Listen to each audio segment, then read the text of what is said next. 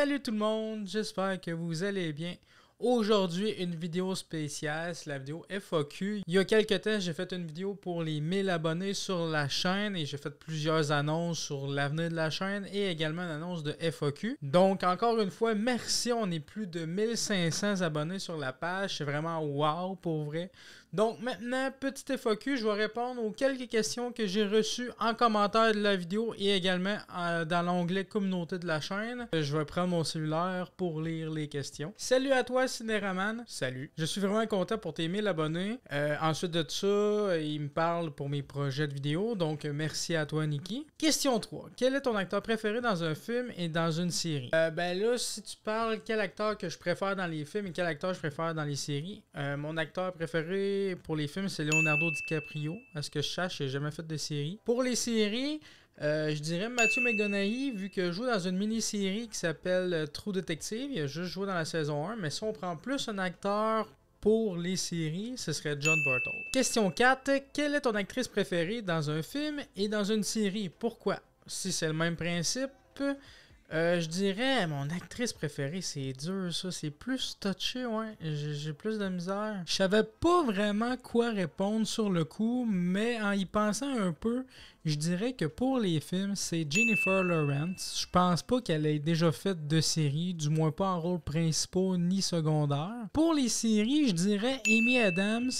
pour la série Sharp Object, mais c'est pas vraiment une actrice de série, je pense qu'elle a juste fait ça.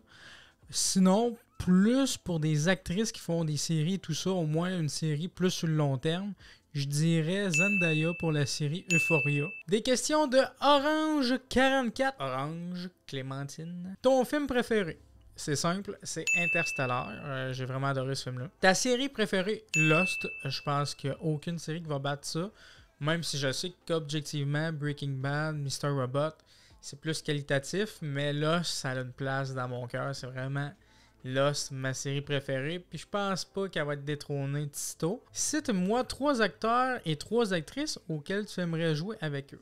Leonardo DiCaprio, Matthew McConaughey et Tom Hardy. Pour les 3 actrices, je dirais Jennifer Lawrence, Cate Blanchett et Alexandra Daddario. Ton DVD Blu-ray préféré? Interstellar, je l'ai en Blu-ray puis c'est un steelbook vraiment cool, fait que je vais acheter une version genre qui n'existe plus, une édition limitée, donc ce serait ça. Ton film de rêve. Mon film de rêve. Tabarouette, mon film de rêve. Hey, ça c'est une bonne question.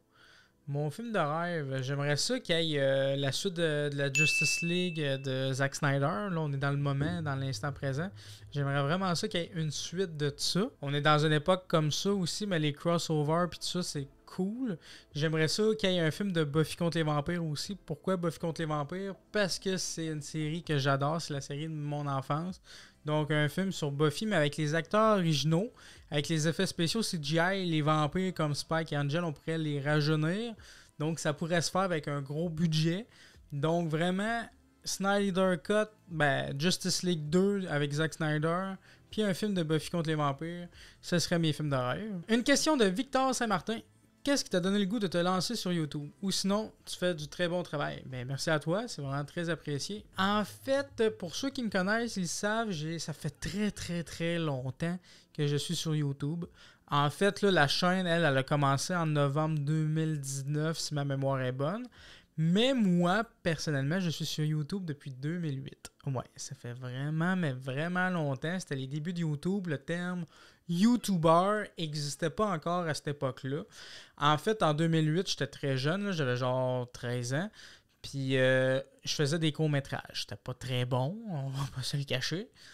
À un moment donné, quand Google et YouTube se sont comme mis ensemble, en fait, quand Google a racheté YouTube, j'avais plusieurs chaînes avec le même courriel, avec le même adresse email.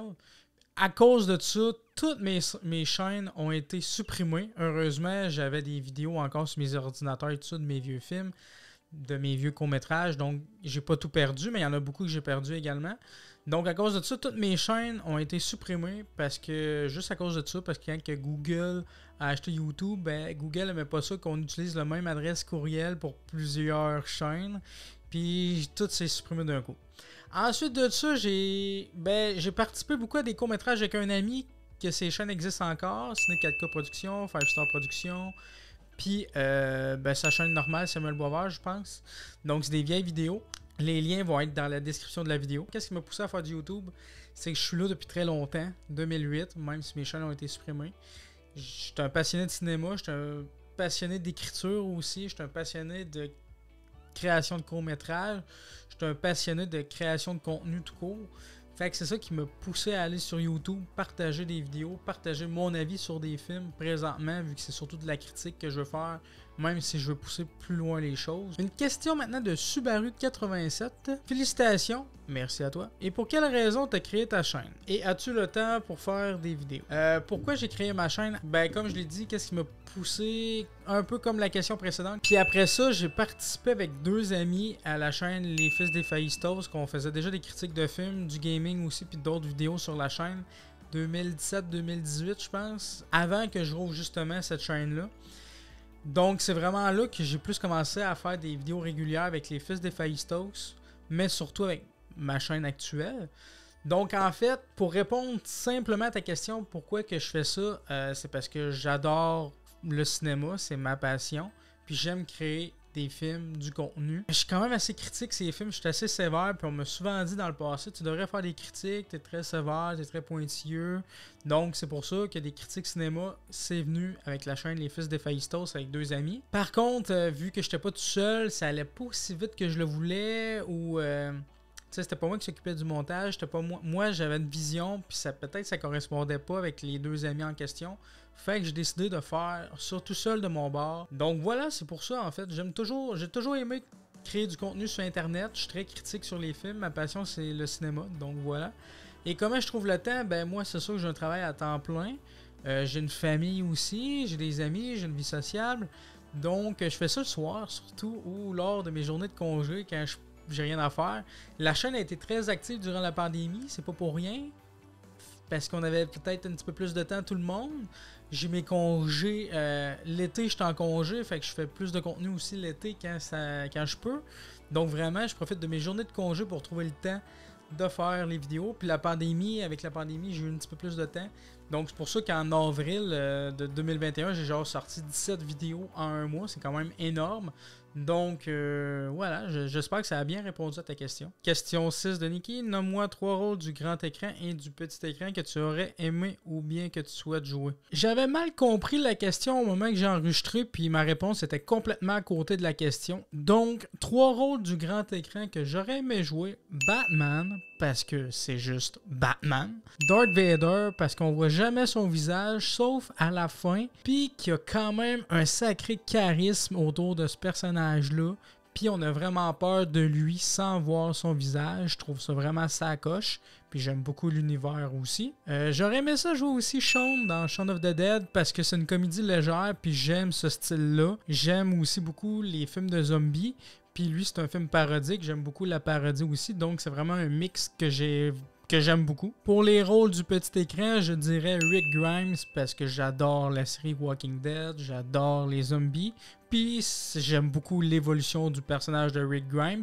Il passe par une gamme d'émotions vraiment impressionnante de saison en saison. Sylar de la série Heroes parce que c'est mon méchant préféré du petit écran et parce que j'aime beaucoup toujours les séries fantastiques avec des gens avec des pouvoirs. Ensuite de ça, je dirais Angel de la série Buffy et Angel parce que ce personnage-là, c'est un personnage que j'adore, première chose, mais aussi c'est parce qu'il est full gentil, mais à tout moment, il peut passer du côté obscur de la force puis être vraiment le grand méchant. Donc j'aime ça, ce genre de rôle-là où on joue en quelque sorte un double rôle parce que c'est plus vraiment lui quand il devient méchant, du moins quand il n'a plus son âme dans la série.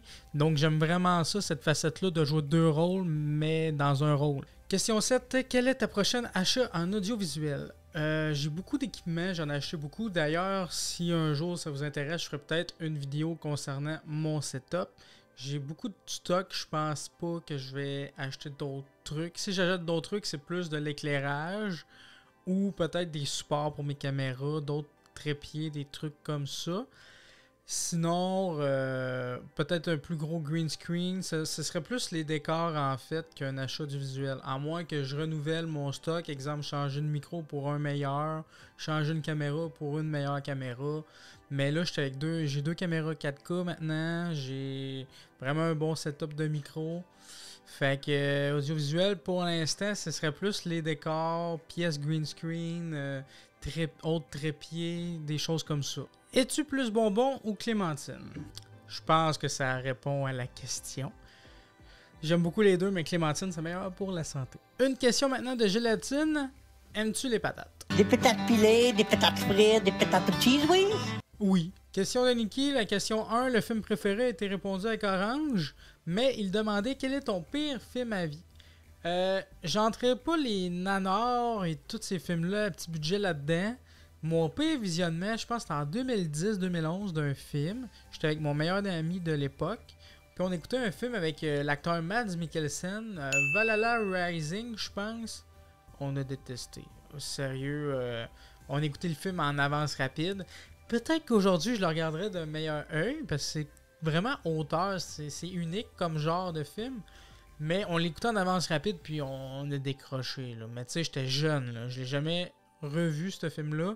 Peut-être que mon avis changerait, mais à cette époque-là, je l'ai vraiment détesté. Puis à cause de ça, on dirait que j'ai un blocage sur ce film-là. Puis ça me tente pas de le revoir. Si vous l'avez vu, dites-moi en commentaire si ça vaut vraiment le coup. Le film Valhalla Rising. Moi, en tout cas, gros non. Et quelle est ta meilleure série à vie? J'ai déjà répondu à l'autre question d'un autre. Mais quelle est la pire série à vie que tu as vue? La pire série que j'ai vue. C'est plus dur à dire, les séries. Il y en a tellement. Puis, moi, les séries, je regarde ceux qui m'intéressent. Une question maintenant de Samus. Salut l'ami. Salut à toi. Je me demandais, regardes-tu des animés japonais? Naruto, One Piece, etc. Et si oui, quel serait ton préféré? Bravo pour ton 1000 abos en passant. Merci beaucoup, c'est vraiment très apprécié. Je suis pas très anime japonais, pour être bien honnête avec toi. J'en ai regardé quelques-uns. Je sais pas si le maître de l'air, c'est-tu japonais ou américain? On dirait que je suis jamais sûr. Ce serait lui mon préféré. J'ai tout vu puis j'ai vraiment adoré l'univers. Donc, mais si c'est pas japonais, j'ai regardé quelques épisodes de Bleach, quelques épisodes de Naruto. J'aime ça. J'aime vraiment ça, mais c'est pas... En fait, pourquoi je décroche? Parce qu'il y a trop d'épisodes. Puis des fois, ça tourne en rond, là. Par exemple, dans Naruto, là, des fois, là. Dragon Ball aussi. Mais si je devais choisir un animé japonais que je sais que j'ai tout regardé et que je préfère, ce serait Death Note. Je sais pas si je l'ai bien prononcé, là, moi puis mon anglais, là. Mais Death Note, ça tournait pas en rond, c'était court. J'ai vraiment aimé le concept. Donc lui, ce serait mon anime japonais préféré. Si le maître de l'air, c'est pas japonais, je le sais pas. Question 9. Va-t-il avoir un Randonautica partie 2? Oui, c'est une vieille vidéo sur la chaîne qui date quasiment du début de la chaîne. En fait, j'avais fait comme un petit vlog avec cette application-là. Peut-être cet été, je sais pas. Si on peut plus se promener un peu. Surtout que maintenant, j'ai un meilleur setup pour des micros. J'ai comme des micros cravates sans fil. Donc, ce serait encore meilleur que dans la première vidéo pour vrai, le setup. À voir. Si je suis pas tout seul, parce que si je suis tout seul, je vois pas l'intérêt. Il faudrait qu'il y ait quelqu'un avec moi. À voir, la première vidéo, je sais qu'elle a quand même bien fonctionné, donc si ça vous intéresse, peut-être. Pourquoi aimes-tu la science-fiction? Parce qu'avec la science-fiction, on peut vraiment faire un gros univers, puis futuriste, donc ça apporte quelque chose de plus. Des films réalistes, un peu, je sais pas moi, comme La Machiniste, c'est le premier film qui me vient en tête avec Christian Bale. C'est cool, c'est très auteur aussi, c'est très théâtre. Mais de la science-fiction comme, je sais pas moi, Interstellar, Matrix, ça me branche parce que c'est vraiment tout un autre univers. As-tu démystifié le code mystère du final de la série Lost? Oui. Au plaisir de te voir très bientôt, la barre des 1500, c'est déjà complété. Donc merci à toi, Nikki, pour tes questions. Donc voilà, c'est ce qui conclut la vidéo de la FAQ. Donc peut-être que dans le futur, je vais en refaire un autre quand on va avoir plus un gros nombre d'abonnés sur la chaîne. J'espère que la vidéo vous aura plu. J'espère que j'ai bien répondu à vos questions également. N'hésitez pas à laisser un petit pouce bleu à la vidéo si vous l'avez aimé, à partager la vidéo et surtout à vous abonner pour voir les prochaines vidéos. Sur ce, on se dit à la prochaine. Continuez de regarder des films, des séries. Ciao!